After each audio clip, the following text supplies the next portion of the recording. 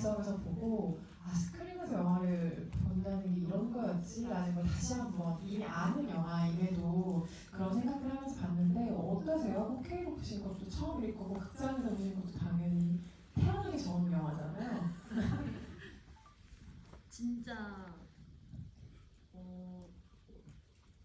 너무 좋았어요. 후회한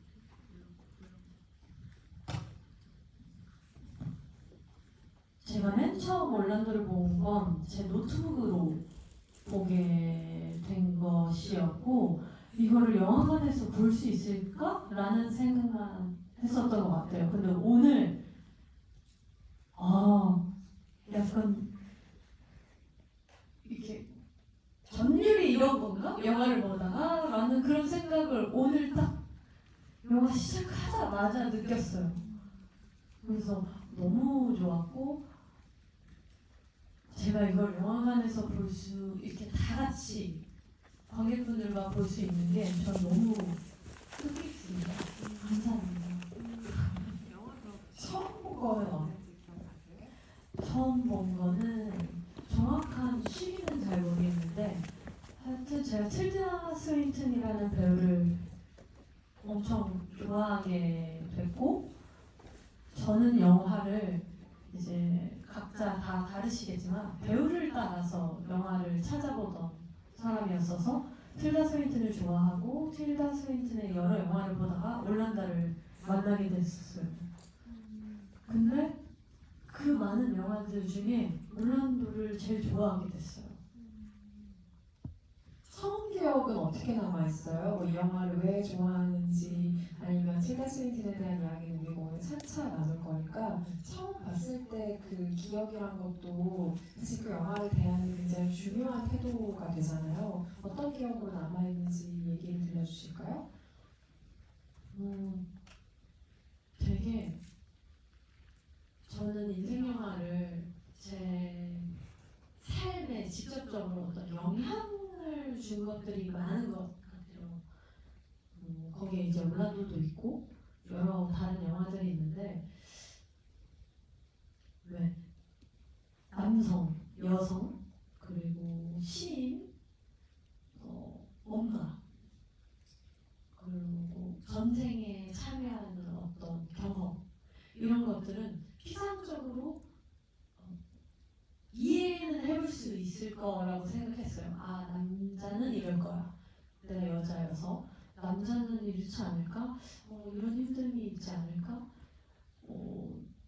이런 걸 참고 살지 않을까? 라는 피상적인 어떤 생각. 그리고 어떤 남성들은 여자는 이럴 거야. 이 정도의 고통이 있지 않을까? 이 정도로 살고 있지 않을까? 라는 그런 피상적인 생각.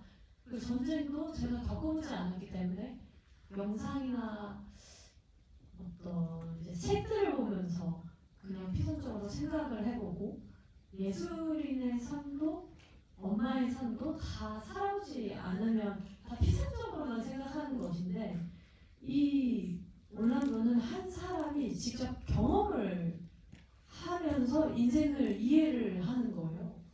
근데 그게 저한테 너무 이것도 피상적이라고 할 수 있지만 조금 더 직접적인 감정으로 들어온 것 같아요. 그 장면들은 또 이따 말을 하겠지만 되게 크게 느꼈던 괴로운 감정 혹은 약간 창피한 감정 그런 것들을 느끼면서 내 생각보다 훨씬 복잡하다. 그리고 훨씬 함부로 말할 수 없다. 누군가의 삶을. 그리고 내가 올란도라면 어떨까? 라는 그 진짜 경험해보고 싶은 그 마음이 생겼던 것 같아요. 맨 처음에 봤을 때. 이후에 연기를 통해서 남성을 한번 경험해 보시기도 했죠. 근데 그 이야기는 이따가 또 차차 나눌 수 있을 것 같고요. 앞서서 버지니아 울프의 소설을 기원으로 한다라는 자막과 함께 영화가 시작을 하게 되죠. 1928년 버지니아 울프가 쓴 소설인 올란도 어 바이오그래피라는 작품을 아주 느슨하게 기반 삼아 쓴 각본이 오네부스 올란도라는 영화인데요. 울프의 연인, 그러니까 비공식 연인이었죠. 사후에 이 관계가 조금 더 명확하게 밝혀진 피터 세크리 웨스트라는 여성을 위해서 쓰였다는 그런 소설의 배경 스토리가 있습니다. 이후에 책장도 얘기가 나올 텐데요. 그래서 그 소설 안에서 이야기에 큰 영향을 미치지 않는 사건들은 삭제를 한 각색이고요. 첫 영화화가 놀랍게도 아닙니다. 1981년에 프리 올랜도라는 제목의 이름으로 한번 만들어진 적이 있었고요. 89년에는 1인극으로 연극으로 먼저 무대에 선보였던 바가 있는데 놀랍게도 프랑스어 버전에서 주연을 맡았던 배우는 이자벨 위페르입니다. 근데 그 연극을 우리가 볼 길이 없기 때문에 대체 이자벨 위페르가 표현한 올란도는 어떤 모습이었을까 정말 궁금하긴 하지만 어쨌든 대중예술로서 좀 많은 사람들에게 첫선을 보였던 영화로서는 오늘 보신 셀리 포터 감독, 틸다 스윈튼 주연의 올란도가 첫 번째 영화로서 찾아오게 된 것인데요. 92년에 이 영화가 등장한 이후로도 2010년에 뉴욕에서 초연한 연극으로 한번 만들어진 바가 있고 2022년에 또 다른 각색 버전의 연극으로 올라간 적이 있습니다. 그러니까 굉장히 시기마다 여러 번 분위기를 바꾸어서 관객들과 그 시기에 계속 접점을 가지면서 오랜 생명력을 가진 작품이었다는 배경을 먼저 설명드릴 수 있을 것 같고요. 1990년대 작품이라는 걸 감안하고 보면 이 영화가 굉장히 달리 보이는 지점들이 있습니다. 셀리 포터 감독은 1980년대에 경력을 시작한 감독인데요. 이 80년대라는 시기가 어땠는가 하면 영국에서는 마거릿 대처 시대의 그 영국의 신보수주의에 대항하는 굉장히 극진적인 예술 활동들이 일어나기 시작했는데 그 예술가 중에 한 명이 바로 셀리 포터였어요. 그래서 영국 내에서 동성애 조장을 금지하는 조항이 만들어지기 시작하면서 데릭 저먼이라는 감독을 중심으로 한 예술가들이 자신만의 퀴어 담론을 가지고 그걸 펼칠 수 있는 작품들을 만들기 시작하는데요. 올란도는 그 분위기를 어느 정도 타고 있죠. 그래서 사회 정치적인 맥락을 제외하고는 사실 설명하기가 조금 어려운 작품이기도 한 것 같고요. 이를테면 이 영화에서 노래하는 사람, 마지막에 박스 같은 거 이렇게 죽었어요. 하면서 이 노래하는 천사로 등장하는 사람은 당대 음악가이자 사회활동가인 지미 소버빌이라는 사람인데요. 당시에 퀴어 예술계에 엄청난 타격을 미쳤던 영향을 준 사회적인 배경이 뭐였을까요? 에이즈였죠. 그래서 아마 하늘에 떠있는 그 사람을 표현한 것은 당시에 그렇게 동료들을 이뤄야 했던 에이즈에 대한 어떤 셀리 포터 감독만의 해석이라는 뒤늦은 해석들이 일어나기도 했었고요. 그렇다면 데릭 저먼이라는 이름이 왜 나왔는가, 이 사람이 누구인가에 대한 배경도 설명을 드려야 할 것 같습니다. 데릭 저먼 감독은 셀리 포터가 올란도 제작을 위해서 굉장히 애를 쓸 때 공개적으로 이 작품을 지지했던 감독 중에 한 명입니다. 셀리 포터도 처음에 이 사람의 작품들을 보고 시대극을 어떤 방식으로 다루는가를 자기 영화에 구체적으로 활용한 결과가 바로 올란도라는 얘기를 여러 번 한 적이 있는데요. 데릭 저먼 감독이 이전에 카라바조라던가 에드워드 2세 같은 영화들을 틸다 스윈튼과 작업을 하면서 굉장히 파격적인 접근의 시대극들을 선보였거든요. 그래서 그런 영향이 이 올란도라는 영화의 영향으로도 좀 이어져 있고, 그렇게 데릭 저먼과 함께 작업했던 여러 사람 중에 몇 명의 크루를 데려다가 올란도에 같이 작업을 하는 크루로서 셀리 포터가 작업을 하게 되는데요. 그 중에 가장 중요한 인원이 주연 배우였던 틸다 스윈튼, 그리고 이 영화의 엄청난 이 의상들을 담당했던 샌디 파월이라는 인재를 데려오게 됩니다. 샌디 파월은 영화를 좋아하시는 분들이라면 안 읽은 이름일 수도 있겠어요.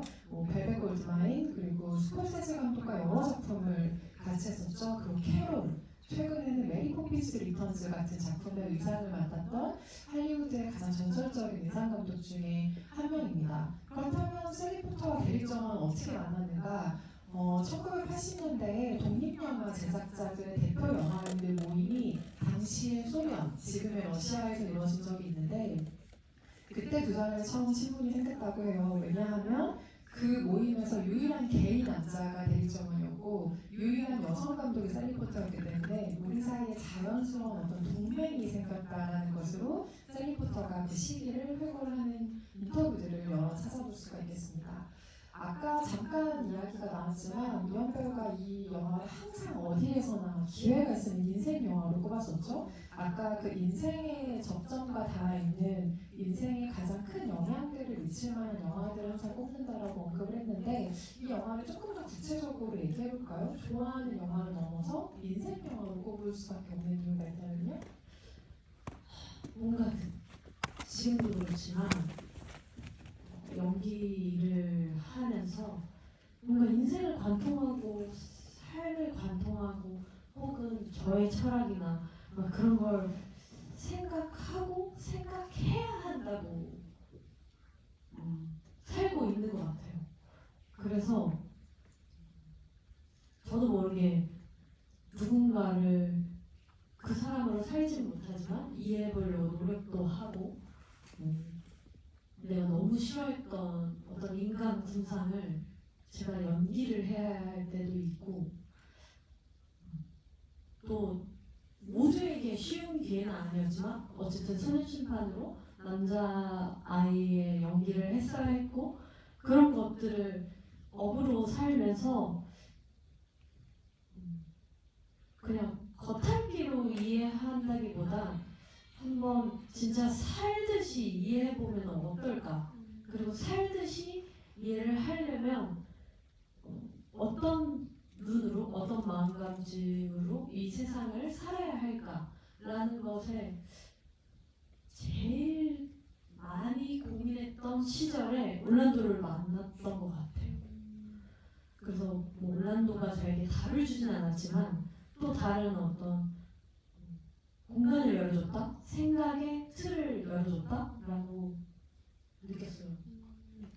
저도 처음에 이 영화를 본 게 기억은 잘 안 나지만 아마 고등학교 다닐 때 아니면 뭐 대학교 때 진짜 이상한 경로를 통해서 구해서 봤던 것 같은데 당시에는 영화가 신기하다 이런 영화를 만드는구나 뭐 이런 정도의 생각만 했던 것 같아요. 그런데 이 영화를 성인이 돼서 다시 보고 저도 억울하면서 영화 다시 만나게 되고 이러면서 정체성의 전환이 이 영화 안에 말하자면 여러 번 있는데 그게 비단 성적인 정체성만이 아니라요. 근데 그게 이 사람의 인생의 고난과 비극이 되지 않는 이 산뜻한 90년대 영화의 화법에 굉장히 감명이 깊었던 거예요. 그러니까 보통의 LGBTQ 이슈를 다룬다고 하면 비극적이거나 아니면 굉장히 설교가 되는 영화적인 논조가 되어버리는 경우가 많죠. 그런데 롤란도는 그냥 이 사람이 부닥치는 모든 경계를 넘어서 그냥 자신의 모든 인생을 즐기는 사람이라는 점에서 저는 이 영화를 언제 만나든 굉장히 산뜻한 기분으로 만나게 되고요. 배경이 크게 얽매이지 않고 그리고 새롭게 자기가 마주하는 인생의 분기마다 가장 적절하게 자기가 즐길 수 있는 반응을 하는 캐릭터라는 점에서 역사상 가장 좀 자유로운 캐릭터가 아닐까라는 생각을 하게 되기도 합니다. 그러니까 연출가가 이것을 바라보는 태도도 그런데 올란도의 캐릭터 자체가 일단 받아들이는 사람의 태도잖아요. 근데 그렇게 살기가 사실 쉽지 않죠. 너무 어려운 거죠. 근데 또 그런 생각도 했었어요. 귀족이고 당내에 처음 태어났을 때 귀족이고 남성이었고 처음 그 나레이션에서도 나왔지만 돈 걱정도 없고 부모 걱정도 없고 좋은 음식을 먹어. 좋은 음식을 먹고 교육에 대한 걱정도 없는 그게 이제 기본으로 깔린 상태에서 이것들을 지나가다가 결국 여성이 되면서 일을 위기에 오잖아요. 저는 최근에 미스터 선샤인을 다시 보는데 거기에 되게 아픈 대사가 하나 나와요. 호강에 겨운 양반 계집이라고. 근데 맨 처음 올란도를 볼 때 오늘은 그 단어가 안 떠오르진 않았어요. 그 말이 올란도에게 그 엘리자베스 여왕이 다리를 내어주면서 멋진 다리를 좀 줘라 하면서 늙지도 않고 시들지도 않고 그래서 이 있는 건 어쩌면 그 바탕도 중요하다라는 생각도 했어요.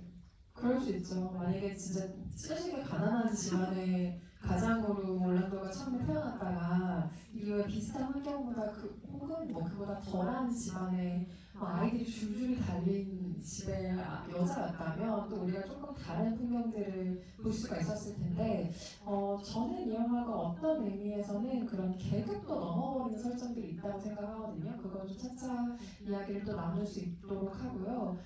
다만 이 영화를 언제 보든 변하지 않는 단 한 가지 생각은 이 영화는 틸다 스윈튼이 아니면 절대 안 된다라는 생각이거든요. 아마 감독도 같은 생각을 했을 것 같고 이영 배우는 왜 이 배우여야만 했다고 생각하세요? 나레이션에 다 나와 있다고 생각해요.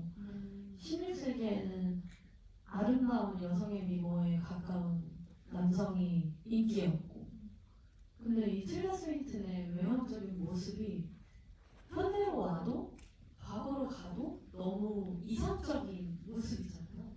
여왕까지 실지 말라고 할 수 있을 정도의.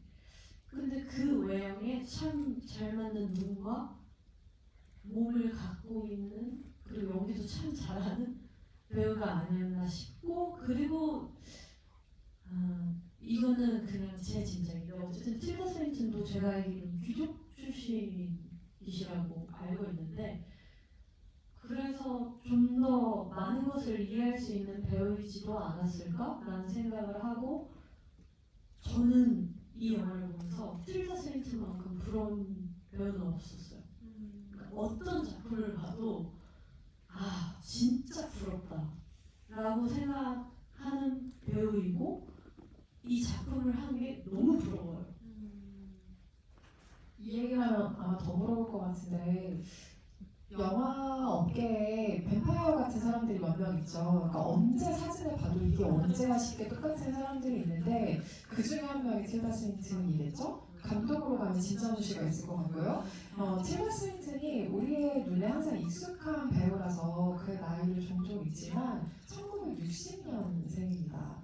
나이 계산이 지금 얼핏 안 되죠? 지금 60대가 넘은 거예요. 그런데 이게 1992년 개봉작이니까 30대가 되면서 찍은 영화인 거예요. 그러니까 비슷한 나이에 영화를 찍은 거예요, 틸다 스윈튼이. 지금 이영 배우와 아주 비슷한 시기에 이 영화를 찍은 건데 원래 이름은 캐서린 마틸다 스윈튼이죠. 그래서 거기서 말을 떼고 틸다 스윈튼이라는 이름으로 활동을 한 건데 이 스윈튼이라는 성이 스코틀랜드의 굉장히 유서 깊은 가문의 이름입니다. 그래서 어릴 때 살던 스윈튼 가문의 저택의 사진을 구글에서 보실 수 있거든요.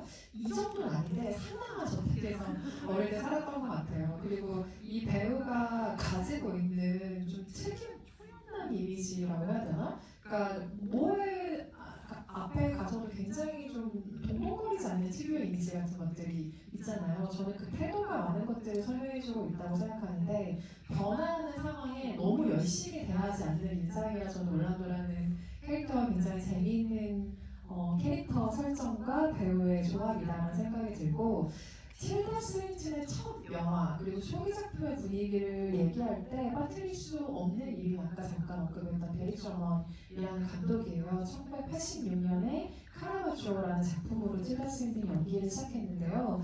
이후에 이 작품도 셀리 포터가 그를 선택하는 계기가 되었지만 1인극 연극인 맨투맨이라는 연극을 영국에서 틸다 스윈튼이 한 적이 있어요. 이 연극은 남편의 직업, 그러니까 이 남편이 크레인 기사였는데 이 남편의 그 삶을 유지하기 위해서 이 사람이 신분을 도용해서 아내가 남편인 척 살아야 되는, 그러니까 1인 2역을 연기해야 되는 작품이었던 거죠. 그 작품의 연기를 보고 셀리 포터 감독이 틸다 스윈튼을 올란도의 타이틀롤로 캐스팅을 하게 됩니다. 그 연극을 봤을 때 남성의 몸짓의 언어를 구사하는 방식, 그리고 남성성과 여성성을 다루는 방식에 아주 심오한 미묘함을 발견했다는 표현을 셀리 포터 감독이 썼는데요. 공연 마지막에 틸다 스윈튼이 쓰고 있던 가발을 이렇게 벗어서 인사하는 장면이 있었다고 해요. 근데 그때 셀리 포터 감독이 자기도 모르게 몸을 이렇게 꼿꼿이 자기도 모르게 세워서 그 존재감을 오롯하게 느끼게 되더라는 인터뷰를 한 적이 있습니다. 순식간에 관객과 교감을 해버릴 수 있는 사람이구나라는 에너지를 거기서 감지했다고 하고요. 틸다 스윈튼은 셀리 포터 감독과의 첫 만남을 런던의 한 카페에서의 대화로 기억을 하고 있다고 합니다. 그때 같이 만나서 차를 마시다가 셀리 포터 감독이 이 두 사람이 앉아있는 사이에 버지니아 울프의 책을 이렇게 딱 올려놓는 순간으로 두 사람의 첫 만남을 기억하고 있는데요. 틸다 스윈튼이 10대 때 기숙학교에서 학교를 다니면서 잘 때 언제나 베개 밑에 두고 잠을 자던 책이 바로 올란도 바이오그래피라는 책이었다고 합니다. 그런데 두 사람이 의기투합은 했는데 잠재적인 파트너들, 투자자들이 나타나지 않은 거예요. 영화 제작을 할 수가 없는 거예요. 그래서 왜냐하면 이게 너무 많은 시대를 오가는 시대극이기도 하고 여자 배우가 남자도 연기하고 남성과 여성을 연기한다고 그게 말이 돼? 뭐 이런 식의 반응이었던 거죠. 그래서 어떻게 우리가 투자자들을 구할 수 있을까, 설득할 수 있을까 하고 고민한 끝에 이 두 사람이 한 방법이 표현이 좀 안 어울리면서 굉장히 깜찍한 방식인데요.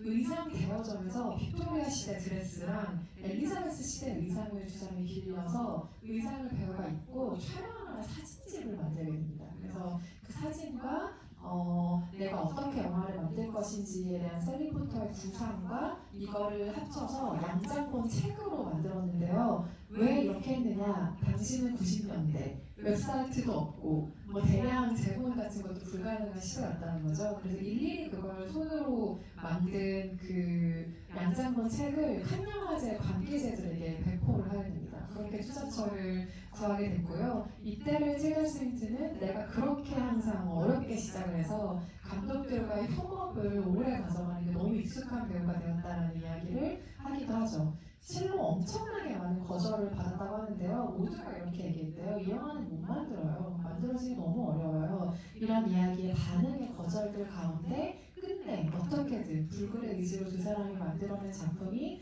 올란도고요. 그때 만났던 배급 투자 관계자 중에는 지금은 미투 사건으로 헐리우드의 뒤안길로 사라진 하리 와인스타인도 있었다고 합니다. 그때 하리 와인스타인이 셀리 포터에게 건넨 말은 당신의 용기에 감탄을 보냅니다 정도의 하나하나한 그런 말이었다고 해요. 근데 어쨌든 지금 우리 앞에 올란도라는 결과가 와 있으니 결과적으로는 승리의 기록이 생긴 건데요. 이 올란도라는 캐릭터가 탄생하게 된 설정이 엘리자베스 여왕의 말 때문이죠. 이 사람은 왜 올란도에게 늙지 말라, 시들지 말라 이런 주문을 했을까요? 왜 했다고 생각하세요? 처음에는 집을 주실 생각이 없는 거 아닐까? 어차피 안 될 거니까. 이건 어차피 안 되니까. 그래서 올란도가 화면을 딱 보면서 재밌는 분이셔 이 말을 하시잖아요. 하잖아요. 그래서 그치 올란도도 서로 생각하는 거지. 말도 안 되는 소리야 이렇게. 근데 제가 오늘 영화관에서 보면서 방금 생각한 게 그 올란도가 이제 남자가 사랑에 빠지잖아요. 그 이름을 까먹었어요. 아메리카노 남서풍 바람을 타고 아메리카노. 셜머딘? 네? 그쪽 이름 셜머딘이요? 맞아요. 셜머딘을 만나잖아요. 근데 셜머딘 타이트로 이렇게 탁 잡아가지고 누워 있는데 이렇게 쳐다보고 틸다 스윈튼의 올란도의 시선으로 그 남자를 쳐다보고 있고 그 남자가 웃고 막 이러잖아요. 근데 그 순간 제가 무슨 생각을 했냐면 올란도도 같은 생각을 하고 있을 수 있겠다. 아, 엘리자베스 여왕이 본인에게 주문했을 때죠. 저 남자를 보면서 늙지도 말고 시들지도 말고 그렇게 오래오래 살았으면 좋겠다고 생각할 수 있겠다라는 걸 오늘 영화관에서 오늘 느꼈어요. 저도 예전에는 그 장면을 보고 그 의미를 지금처럼 깊숙이 와닿게 생각하지 않았던 것 같아요. 근데 저도 이제 나이를 먹고 영화를 처음 볼 때보다는 훨씬 나이가 든 상태니까요. 그때 만났던 그 장면과 지금 만난 장면은 감상의 태도가 완전히 달라지는데 요즘 저는 너무 어리고 예쁜 상대를 보면, 그러니까 이게 뭐 외모가 예쁘다 이런 뜻이 아니라 그냥 그 사람이 가지고 있는 생기 자체가 너무너무 예쁜 사람들이 있잖아요. 뭐 남자든 여자든 심지어 뭐 강아지든 상관없이. 그래서 그 존재를 보면 저대로 멈췄으면 좋겠다는 생각을 저도 모르게 할 때가 있어요. 근데 그것은 너무 궁극의 아름다움의 대상을 볼 때 하는 생각인 것 같기도 해요. 그래서 이 사람이 그 올란도에게 선물 혹은 저주를 건 것이죠. 영원히 죽지 말라는 제안을 할 거니까요. 그런데 그때 늙지 않을 것을 전제 조건을 한 것이 굉장히 현명하지 않을까. 그러니까 언제든 새로운 삶을 살기 위해서 그것이 필수적인 걸 알고 있는 노년의 여왕이 한 말이라는 점이 굉장히 인상적이기도 하고, 마지막에 보면 근데 아이러니하게도 올란도가 딸을 낳기 때문에 결국에 그 재산을 상속받지 못한다는 설정이 되잖아요. 그런데 이 이야기는 버지니아 울프의 실제 연인이었던 세크밀 웨스트가 여성이라는 이유로 그 집안의 저택을 상속받지 못했어요. 그래서 자신의 연인의 이야기를 이 올란도의 상황에 표현한 것이기도 합니다. 그렇다면 엘리자베스 여왕의 캐릭터는 여기서 뒷이야기가 끝이냐? 굉장히 재미있는 이야기가 있습니다. 엘리자베스 여왕을 연기한 배우는 퀸틴 크리스프라고 하는 사람이고요. 실제로 배우를 했던 사람이 아니라 영국의 대중예술가인데요. 이분은 커밍아웃한 게이입니다. 그런데 지금이야 본인의 성 정체성을 그렇게 드러내는 게 그 사람의 일부로서 받아들여지는 시대가 됐다고 하지만 80년대, 90년대 분위기에 생각해보면 이건 정말 이 사람의 삶 전체가 뒤집어버리는 사건인 거죠. 그래서 그 퀸틴 크리스프가 동성애자로서의 고백인 자서전인 발가벗은 공무원 같은 책들을 출간하게 됐는데요. 그 책을 출간했던 게 거의 60이 가까운 나이였어요. 그러니까 거의 인생이 끝나는 무렵에 자신의 정체성을 고백을 한 건데, 사람들의 시선을 이후에 견디지 못하고 미국으로 망명을 떠나게 됩니다. 미국에서의 망명 생활을 하면서 말년에는 트랜스젠더로 자신의 성을 바꾸고 쉬라는 인칭 대명사를 썼는데요. 그 사람을 위해 만들어진 노래가 무엇이냐? 스팅의 잉글리시맨 뉴욕입니다. 가사에 I'm an alien, I'm a legal alien, I'm an Englishman in New York이라는 표현이 나오잖아요. 바로 그 사람에게 바치는 곡을 스팅이 만든 것이고요. 스팅의 Englishman in New York 뮤직비디오를 보시면 굉장히 젊은 시절의 스팅과 그리고 그곳에서 에일리언으로 살아가는 퀸틴 크리스프의 모습을 보실 수 있습니다. 커밍아웃한 게이가 이 영화에서 가장 위대한 여왕으로 표현되는 것 역시 셀리 포터가 어떤 마음으로 이 영화를 만들었는지 접근하게 되는 하나의 중요한 단서라는 생각이 들고요. 그렇게 셀리 포터는 정말 여러 모습의 올란도를 보여주죠. 시백은 굉장히 다양하게 등장을 하는데요. 그렇게 영화 속에 등장하는 여러 모습의 올란도 중에서 가장 인상 깊었던 버전의 올란도는 누구이고 그 이유는 무엇일까요? 남성일 때, 여성일 때도 시대가 굉장히 다르게 등장하죠. 근데 저는 장면이 하나 있는데 그게 이때예요. 미로 속을 헤맬 때. 근데 여기로 오기까지가 그 사람이 역지사지를 한다고 하는데 역지사지를 생각으로만 하지 뭔가 죄를 지었을 때 업보로 돌아올 때도 있지만 그래서 역지사지로 반성을 할 때가 있지만 본인이 남성일 때 여성을 대했던 태도를 여성이 돼서 남성들이 표현하는 걸 앞에서 듣잖아요. 그리고 너무 저는 그 표정이 너무 좋았거든요. 진짜 멍해지는 그 표정. 근데 그 표정에서 뭔가 자신도 돌아보는 그 표정과 그리고 돌려서 막 이렇게 오니까 갑자기 뒤에서 저 아저씨가 나한테 결혼하자고 하잖아요. 그러면서 이 미로가 인생 같지 않나요?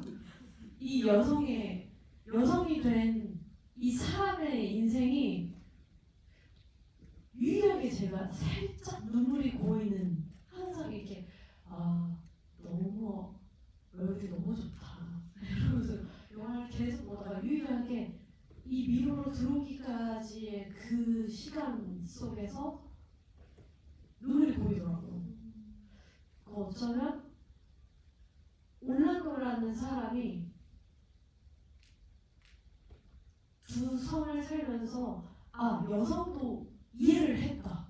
근데 그게 그냥 아 알겠어 알아 아, 너 힘든 거 알아 이게 아니라 이 사람 진짜 여성으로서의 삶을 이해했다. 그래서 그 미로를 걷는 내내 너무 힘들어하는데 그게 저한테 감동이더라고요. 그래서 이 시인의 이 순간이 저한테 가장 와닿은 것 같아요. 이 장면 진짜 좋죠. 그 미로를 헤치고 뭐 시대가 바뀐다거나 아니면 자신만의 길을 찾아 나서는 그 드레스 자락을 잡고 안개 낀 벌판을 달릴 때 저는 한인들만 아닌데 박찬욱 감독님의 아가씨가 여기서 모티브를 혹시 좀 얻었을까 싶은 장면의 어떤 느낌이기도 했고 이 미로 장면이 왜 재미냐면 우리가 지금 이 장면을 보면 굉장히 좋다, 훌륭한 장면이다, 인상적이다 이렇게 생각을 하잖아요. 그런데 항상 감독들이 만들 때 힘을 주지 않고 만든 장면이 꼭 이렇게 되나 봐요. 사실 셀리 포터 감독은 이 미로 장면을 만들 때 편집실까지 이 장면을 어떻게 해야 될지 잘 몰랐대요. 그래서 그냥 일단 드레스 자락을 쥐고 한번 띄워보고 다른 의상을 입고 한번 띄워보죠 라고 하다가 그 시대의 이음새를 이런 식으로 만들면 되겠다는 결정을 사실은 편집실에서 한 거예요. 처음부터 각본에 그렇게 써둔 게 아니라. 그럼 틸다 스윈튼이 연기를 진짜 잘하는 거예요. 그 얼굴과 그 연기로 그 편집점을 만들어낸 거잖아요. 감독의 생각도 없었는데 정말 잘한 거죠.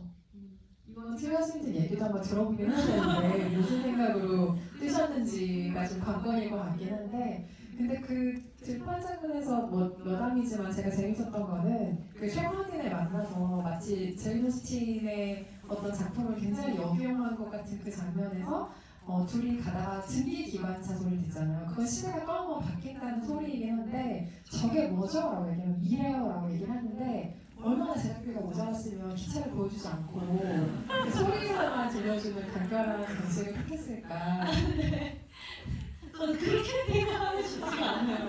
일부러 그랬을 수도 있지만 저렇게 찍었다. 한국식으로 찍었으면 또 느낌이 달랐을 텐데. 아니에요. 네. 이거는 지금 너무 이 그렇습니다. 영화는 시가 담겨져 있기 때문에 시처럼 표현해주는 그런 상상력. 이게 어떤 기차인지 모두의 생각이 다 다르다. 누가 KTX를 그 시도 중요한 설정인 것 같아요. 이 사람이 이 시대 전반에 걸쳐서 작가, 시인의 굉장히 매료된 사람으로 등장을 하잖아요. 저는 이게 글을 쓰는 사람의 직업으로 그 사람을 바라보는 사회적인 태도를 풍자하는 방식이라고 생각을 하는데 시인이 되고 싶어 하지만 그 문학계 전반과 글쓰기에 대한 생각이 시대마다 계속 바뀌죠. 사실 뭐 작가의 명성과 직업적 위상이 시대마다 바뀌는 거니까요. 그래서 여기 나온 어떤 시인은 너무 천재적인 재능을 지녔지만 사실상 생활비가 없어서 고생하는 어떤 대목으로 나오기도 하고 하지만 경제적으로 부담이 전혀 없는 올라오는 그런 시인을 동경하고 하는 상황들이 등장하기도 하죠. 그 직업에 때론 한명을 느끼는 구간도 있고요. 하지만 결국엔 자신의 이야기를 써내는 사람이라는 특이점이 있는 것 같기도 하고 비하인드는 이때 올란도의 시를 굉장히 폄하하는 그 시인이 이후에 90년대 편집자로 똑같이 등장을 하죠. 그러니까 동일 인물로 캐스팅을 해서 그 어떤 재미를 셀리 포터 감독이 잠시 주고 있기도 합니다. 그렇다면 여성으로서 남성성을 연기한다는 게 대체 뭘까라는 질문에 우리는 봉착하게 됩니다. 이 자리에 연기를 하시는 분 혹시 계시다면 그런 경험 있으신 분들이 계실 수도 있겠으나 혹가는 그걸 매체 관계로서 보여준 사람이 이 자리에 아마 유일하게 한 명이 있겠죠? 여성이지만 다른 성을 연기한다는 거. 틸다 스윈튼은 그걸 어떻게 해냈다고 생각하고 그리고 이현 배우의 경우에는 그걸 어떤 방식으로 풀어나간 것 같아요? 너무 어려운데. 결국 영화가 하고 싶은 말이 성별을 다 떠나서 인간을 얘기하잖아요. 이 성을 다 떠나서 내가 보고 있는 은성 기자님이 그냥 여자, 남자 다 빼고 그냥 은선으로 바라보는 나의 시선. 그리고 앉아계신 남자분이 내가 남자가 아니라 오신 관객분으로 보는 제 시선. 저는 어쨌든 소년심판의 경우는 너무 다른 범죄자였잖아요. 진짜 마주치기도 싫었어요. 찍었을 때는. 그래서 어쩌면 올란도를 본 이유의 영향일 수도 있어요. 신체적인 목소리 이런 걸 제외하고는 남성으로서 다른 연기를 해야지라는 생각은 하지 않았어요. 그냥 그 아이가 가진 태도를 연기하려고 했던 것 같아요. 어쨌든 그건 범죄였고 그 범죄를 연기를 했어야 했고 오해하지 않으셨으면 좋겠는데 어쨌든 그 친구의 외로움을 연기를 했어야 했고 그 부분에만 중점을 뒀지 또 얘가 남자아이니까 얘가 이럴 거야. 이것보다 어린 아이니까 중학생 1학년 그 또래에 가지고 있을 수 있는 특징 그렇게 다가갔던 것 같아요. 남학생, 여학생이 이게 아니라 그냥 그 중학교 1학년 때 가질 수 있는 특징 그리고 이제 2차 성징에 대한 그 변성기가 왔을까 안 왔을까 약간 요런 것만 고민을 했고 분장팀을 믿었고 이제 우리는 tilda 스윈님들께서도 그러시지 않았을까.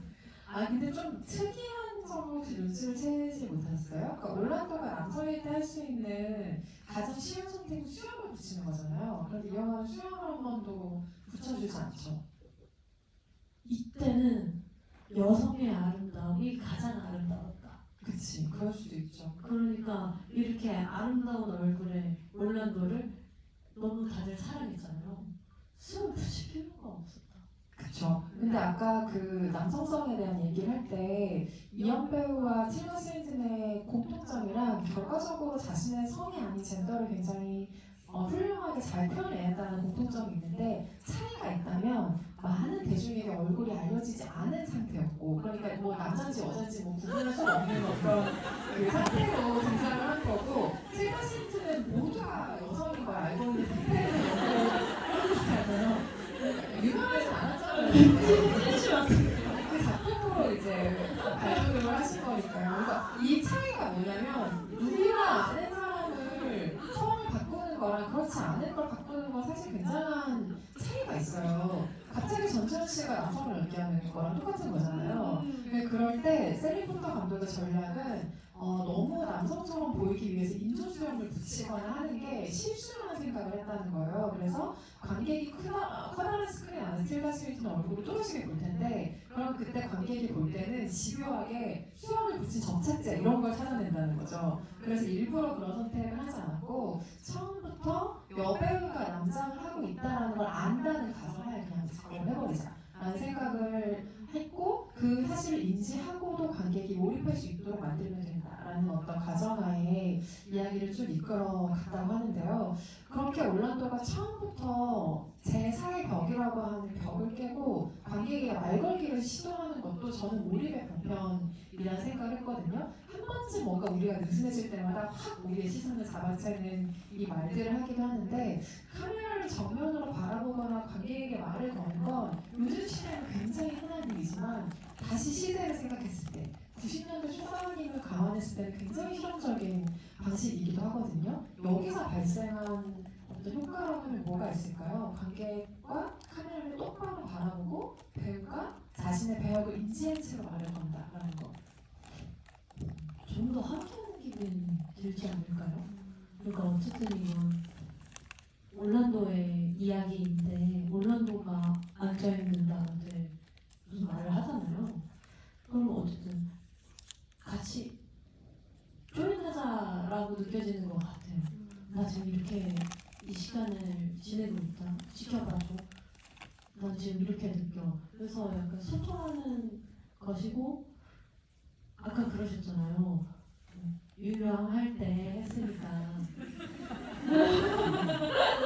그러니까 더 이것이 좋은 연출이었던 것 같아요. 이미 알고 시작을 할 때 조금 더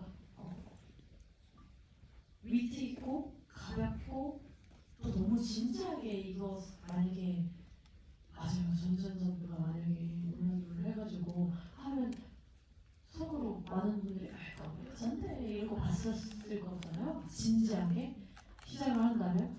근데 이걸 계속 위트 있게 풀어주니까 그런 면에서도 도움이 되는 연출이 아니었을까라는 생각을 해요. 저는 이게 텍스트를 영상으로 옮겨올 때 가장 극적인 효과 중에 하나인 것 같아요. 그러니까 그 소설 자체를 제가 읽어보지는 못했는데 소설에 또 그 갑자기 올란도가 이걸 읽고 있는 사람을 의식하면서 말해보는 것 같은 문장들이 있다고 해요. 근데 그걸 텍스트를 눈으로 따라가면서 읽을 때와 영상에서 직접 배우가 그렇게 연기하는 건 완전히 다른 차원의 해석이 되어버리는 것 같거든요. 그래서 누군가는 문장을 그냥 쉽게 각색했구나라고 생각할 수 있지만 이게 영상 언어의 힘을 감안하면 굉장히 실험적인 시도였다는 생각이 들고 그 많은 벽 깨고 말 걸기 중에 가장 인상적인 것은 아마도 여자의 몸을 인지한 뒤의 말 걸기의 장면이 아닐까 싶어요. 그때 라체로 거울 앞에 서서 자기의 몸을 보다가 카메라를 똑바로 보면서 똑같은 사람이야, 다르지 않아, 성별만 달라 뭐 이런 식의 이야기를 하잖아요. 그게 가장 좀 인상적으로 좀 인상이 박혀버린 제사의 벽을 깨고 말하는 장면이 아닐까 싶고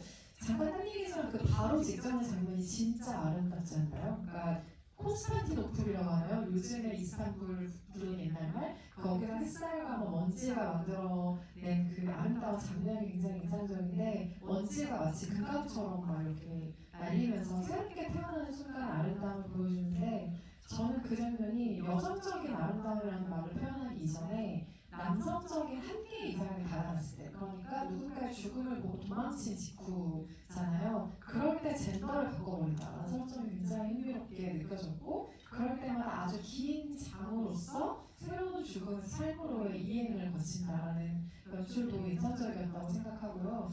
저는 어떻게 보면 카메라를 보고 말 걸기가 시대의 반항의 표현이었다고 생각해요. 이 역시 90년대임을 감안할 때 더 뚜렷해지는 표현인데 당시의 영화 제작 안의 상황들을 보면 능동적인 남성 캐릭터가 있고 여성 캐릭터는 좀 대상화되거나 이런 구조가 이분법적인 구조가 일반적이었던 상황이었을 텐데 올란도라는 캐릭터는 자기 자신을 응시하고 스스로의 목소리를 내면서 계속 관습에 도전하는 캐릭터인 거죠. 게다가 성별, 계급, 시간 모든 걸 초월하는 인물이기 때문에 이 효과가 굉장히 타당했다는 생각이 들고 틸다 스윈튼이 했던 인터뷰 내용 중에 굉장히 재밌는 게 있는데 아마 그 작가가 소설을 쓸 때 조금 더 몇천 페이지 정도를 더 길게 썼다면 버지니아 울프가 아마 이 사람은 나중에 사람이 아니라 와인병이 됐을 수도 있고 파리가 됐을 수도 있다. 그러니까 그만큼 이 사람에게 젠더의 규범이나 계급이나 이런 구분들은 중요하지 않았다는 이야기를 하고 있기도 합니다. 시간이 오래 지나서 거의 끝나는 시간이 됐지만 구체적으로 그래도 꼭 언급하고 싶은 장면에 대한 이야기는 한번 들어보고 싶은데요. 제가 방금 그 여성으로 변화하는 순간에 대한 이야기를 했듯이 아까 이 장면 얘기를 해가지고 네, 어쨌든 제가 제일 좋아하는 장면이고 그럼 질문 혹시 바꿔도 돼요? 네. 이연 버전의 올란도를 만든다고 했을 때 가정했을 때 표현해보고 싶은 모습이 있어요? 국가나 시대를 다 초월할 수 있다면? 본인이 올란도를 연기해야 돼요. 근데 시대랑 캐릭터를 다 고를 수 있어요. 국가는 바꾸고 싶지 않고요. 왜냐면 연기할 게 하나 더 생겨요. 할아버지도 않은데 그래서 또 연기를 해야 되잖아요. 그러면 진짜 어떻게 해요? 고인돌 때부터 가야 하여튼 시대를 통과해서 가야 하니까요. 어떻게 해야 되나? 통일신라부터 가야 될까요? 그렇게 한번 지내보고 싶어요. 근데 첫 시작은 저도 왕족이고 싶어요. 키에 혹시 노비가 되더라도 왕족으로 출발하고 싶어요. 안 되긴 하죠. 노비는 되지 않을 거예요. 죄송합니다. 조상님들께서 죄송한데 하여튼 저도 이제 양반으로 양반 남자로 시작해서 한번 이거를 진행해보고 싶다. 쉽지 않네. 한국에서 진짜 이런 식의 시도가 만들어진다면 진짜 실험적인 그렇죠. 기획일 텐데 어떤 이야기가 만들어질지 굉장히 궁금하기도 하고 한 가지 이야기만 추가로 더 말씀을 드리자면 마지막에 그 차를 뭐라고 하나요? 바이크에 이렇게 바이크에 달린 차를 타고 아이를 싣고 달리잖아요. 그 어린 딸로 등장하는 사람은 제시카 스윈튼이라는 사람입니다. 스윈튼이라는 성에서 감자하셨겠지만 틸다 스윈튼은 실제 조카예요. 아 깜짝아 다른 딸이라고 다른 지금 배우로도 활동을 하고 있죠. 네, 이름에 스윈튼이 들어가긴 하지만 언어 스윈튼 바이어라는 이름으로 딸도 연기 생활을 하고 있긴 하죠. 하지만 당시에는 조카와 촬영을 했습니다. 네, 혹시 관객석에서 영화 보시면서 이영 배우 영화 어떻게 보셨을지 같이 이야기 나눠보고 싶으신 점이 있으신 관객분 계셨을까요? 마이크 전달드리겠습니다. 뒤쪽에 손든 관객분이요? 저쪽 뒤쪽에 계십니다. 아니요 마이크 해주시는 게 여기 앞이세요.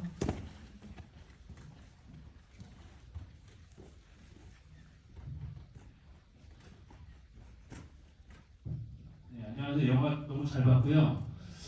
원래 제가 질문하고 싶었던 게 있었는데 이제 우리 이은선 영화 저널리스트께서 질문을 해주셔가지고 저는 좀 다른 부분에서 좀 여쭤보고 싶은 게 저는 이게 올라도 보면은 복식이 되게 화려하잖아요.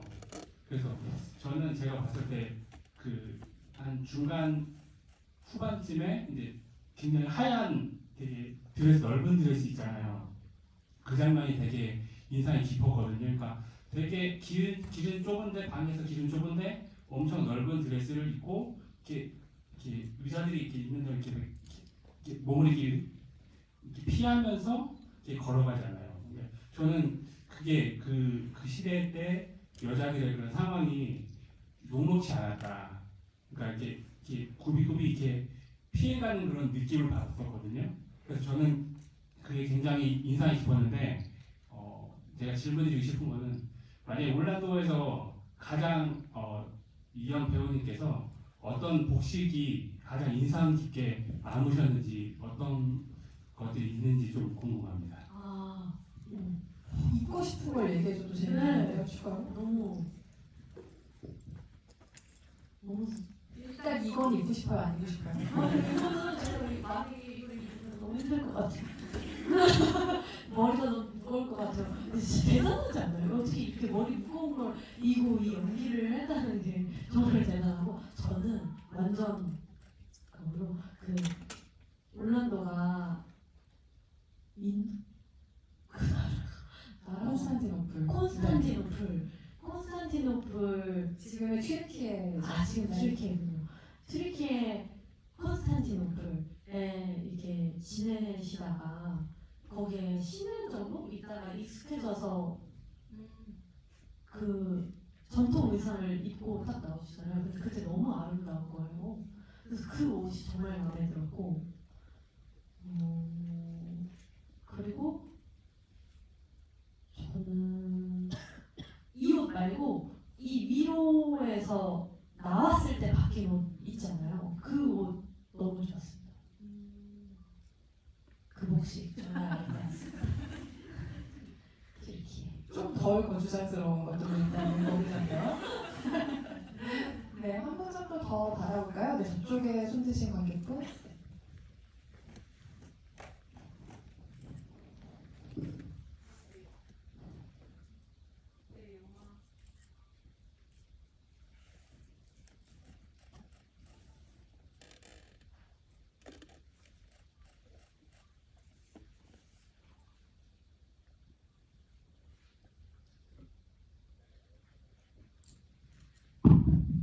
이 마이크는 됩니다.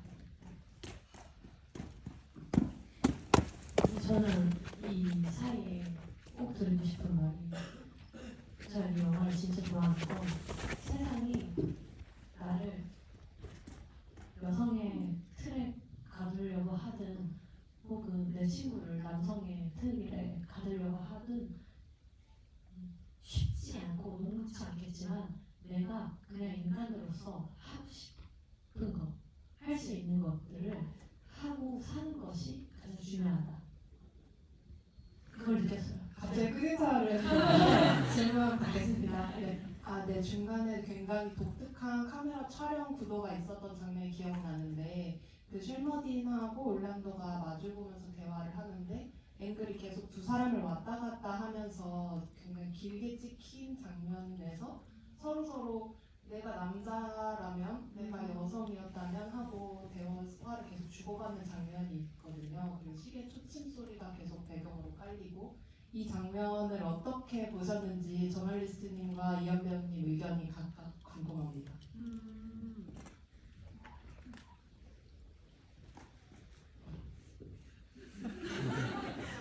요즘에요?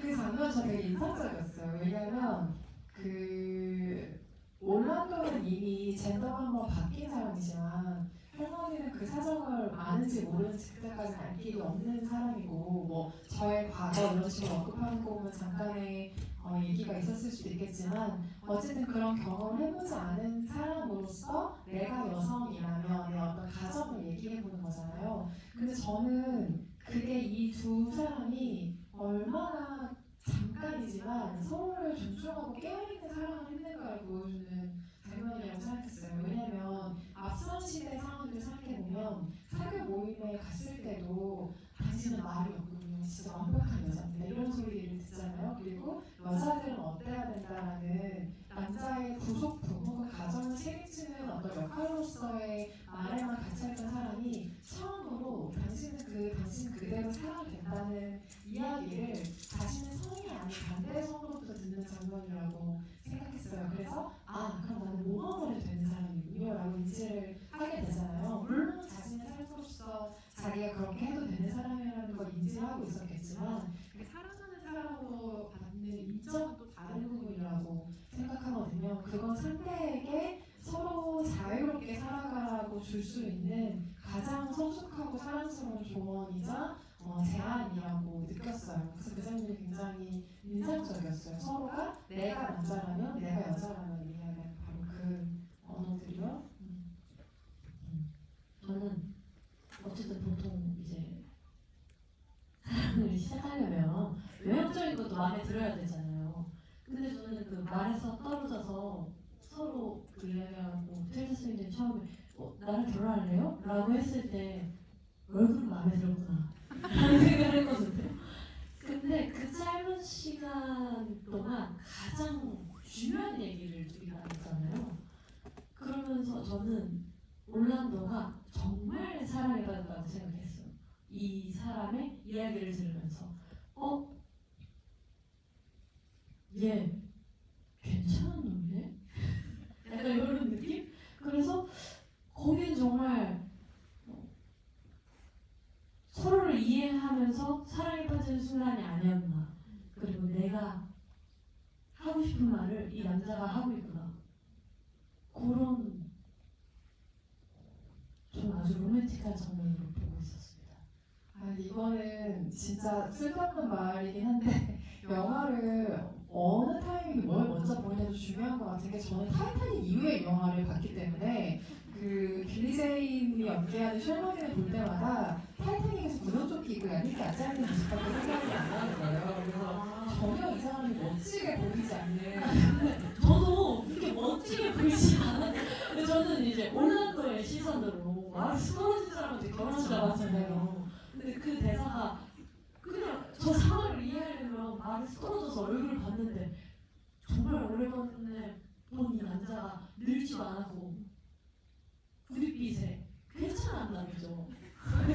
그러니까 집 안에 들어와가지고 다리도 고쳐주고 영화 안에서의 설정은 뭐 당연히 그런데 그냥 저는 그 생각을 했던 거죠. 그 타이타닉을 먼저 보고 올란도를 나중에 보면 나의 고통이 더 클까 아니면 올란도를 보고 이 남자를 사랑했는데 그 이후에 타이타닉을 보고 관계의 고통이 더 클까 이런 생각들을 한 적이 있었고 저희 마무리해야 되는 시간이죠. 네. 더 많이 손 드셨던 것 같은데 더 많은 질문을 받지 못해서 한번 더 짧은 질문 있으시면 한 분씩 해주시죠. 저기 파란색 후드를 세 번째 줄이요? 네.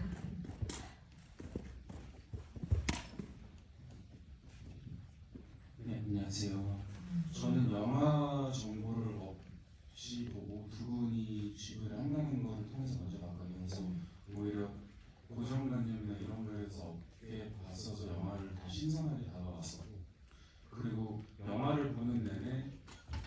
남자일 때는 뭐 1작, 1막, 2막 하다가 갑자기 여성이 됐을 때 이제 전략의 상태에서 옷을 입으면서 그렇게 임하기 시작하고 하는 것처럼 그리고 관객들한테 대사를 던지고 저는 영화를 본다고 연극을 본다고 느꼈거든요. 그랬을 때 이현 배우님한테 궁금한 점이 이제 그런 식으로 스크린을 통해서 진행되지만 관객한테 던지는 그런 장면에서 연극을 했을 때 그 장면을 봤을 때 어떻게 느끼셨는지랑 그리고 저는 이제 계속 같은 이야기가 나오긴 하는데 그 남성분이 들어와서 떠난 그 남자와 그리고 제일 처음에 나왔던 그 샤샤라는 여자가 외형적으로 좀 많이 닮았다고 들었거든요. 그 피좀이라고 하죠. 눈매 그리고 외국에서 온 것 같은 미국적인 모습과 웃었을 때 하는 그 미소가 비슷해서 저는 이제 그 장면 봤을 때 남자였을 때 사샤한테 뭐 떠나지 말라 사랑한다고 말하고 여자일 때그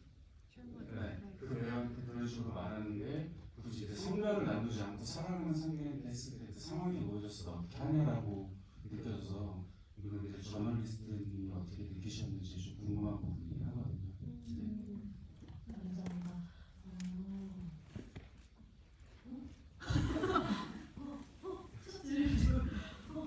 관객한테 던지는 그런 대사를 할 때 이현 배우님 어떻게 느끼셨고 만약에 본인이 그런 장면을 이제 배우한테 상대방 배우한테 대사를 던지는 게 아닌 카메라를 보고 할 때. 관람객한테 던졌을 때 어떻게 했는지 그런 부분이 어떻게 느끼셨는지.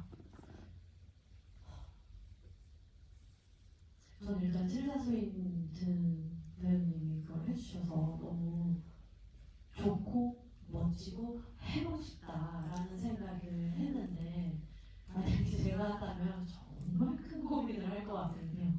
이걸 근데 결국 캐릭터로서 던지게 될 것 같아요. 갑자기 그대로 오지도 않는 역할을 막 생각하면서 어떻게 할까를 고민해 보면 결국에는 그 캐릭터에서 벗어날 수 없고 그 캐릭터로서 친구한테 말하듯이 할 것 같아요. 어떡할래? 약간 보고 있어? 이런 느낌으로 그렇지 않을까 생각합니다. 그럼 질문을 살짝 바꿔보면 카메라가 편안하게 느껴지기는 해요? 현장에서? 누군가 나를 찍고 있고 보고 있는 그 상황이?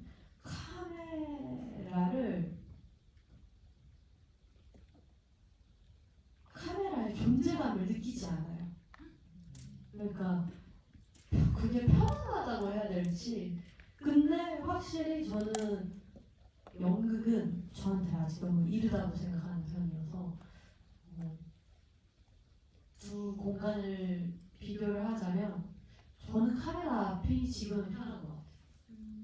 아니 제가 이 질문을 왜 했냐면 틸다 스윈튼은 카메라를 되게 많이 보는 배우 중에 한 명이거든요. 근데 그게 신인 시절에 만들어진 습관으로 알고 있는데 그 데뷔 점원이랑 작업할 때 그런 식의 장면들을 많이 찍기도 했고 실제로 이 배우가 카메라 보고 찍어도 돼요? 라는 말을 많이 했다고 해요. 근데 그 이유가 내가 카메라 정면으로 보고 대사를 해도 돼요? 라는 말을 많이 했다고 감독에게.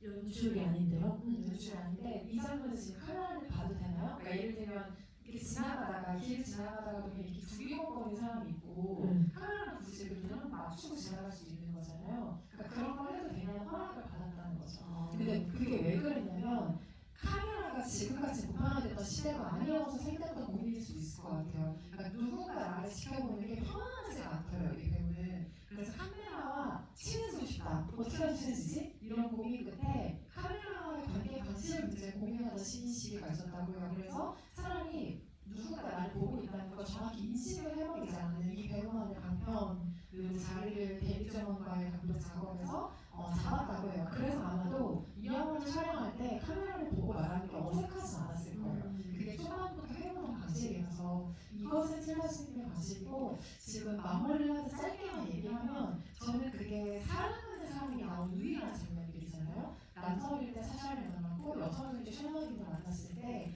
서로가 서로에게 구속할 수 있는 말을 여성과 남성의 입장으로 다르게 듣는 장면이라고 생각했어요. 예를 들면 처음에 남자일 때 사실한테 너무 아무렇지 않게 당신 내 거니까요 이런 말을 해버리잖아요. 그런데 여성일 때 똑같은 말을 그 백작으로부터 들었을 때는 백작이었나요? 규공이었나요? 그 사람에게 들었을 때는 규공이 아니라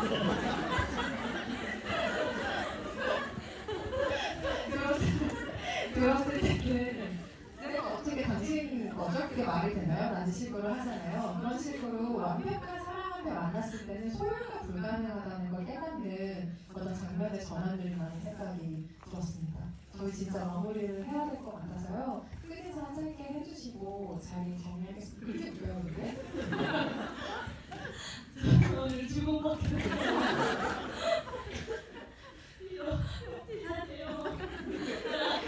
유명한 사람. 그래가지고 주공이라는. 빨리 인사해주세요. 죄송합니다.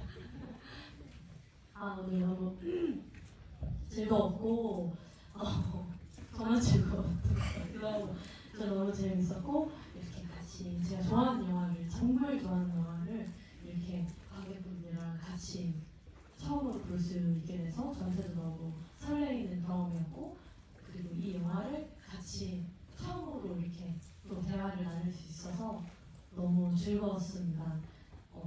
너무 흥분된 나머지 진짜 하고 싶은 얘기를 했는지 모르겠어요. 근데 너무 좋은 영화라서 저는 2번, 3번 보는 거 추천드립니다.